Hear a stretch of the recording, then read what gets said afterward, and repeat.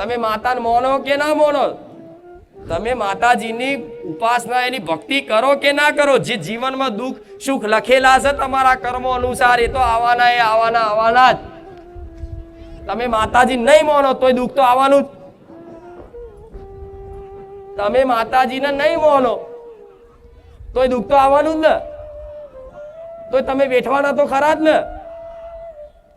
કદાચ નહીં માનીને જો બેઠશો ને તો કદાચ મરવાના વિચારે આવશે કે હવે મારું કોઈ રહ્યું નથી, લાય હવે હું સુસાઇડ કરી લઉં, આત્મહત્યા કરી લઉં. પણ જ્યારે આવું દુઃખ આવી જાય અને એક બાજુ તમારી માનો થોડો ભરોસો હોય ને તો તમને મનમાં એક અંદરથી છે ને એક પ્રેરણા થાય, મારી માતા બેઠી છે, ચિંતા નહીં કરવી, હેડ છોડ, જે હોય બધું પતાવી દેશે મારી માં. તો એક વિચારે તમારી માતા પ્રત્યેનો, મારા જેવી મેલડી પ્રત્યેનો આવતો હોય ને કે કુખાર મેલડી બેઠી છે, ભલે પહાડ જેવું દુઃખ આવી જતું, આ સહન નહીં થતું, માં તું જોજે જોજે જોજે, તો હું જોતી જ હોઉં. મરવા નહીં દઉં, ઘોડા ડૂબવા નહીં દઉં, ચિંતા ના કરતા. માતા નહીં હોય, માતા કદાચ ભક્તિ નહીં કરો તો દુઃખ આવવાનું એ દુઃખ આવવાનું જ છે, વેઠવાનું એ વેઠવાનું છે. તો એના કરતા કદાચ માતાના ભરોસે થોડું વેઠી લો. આ શું ખોટું?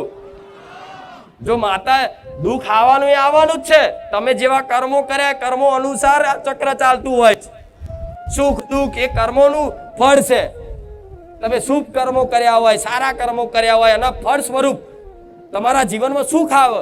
તમે ખોટા કર્મો કર્યા હોય તન મન વચનથી, બરાબર, તો એના ફળ સ્વરૂપ તમારા જીવનમાં દુઃખ આવે. તો તમે પાપ પુણ્ય જીવનમાં નથી કર્યા છે દરેકે.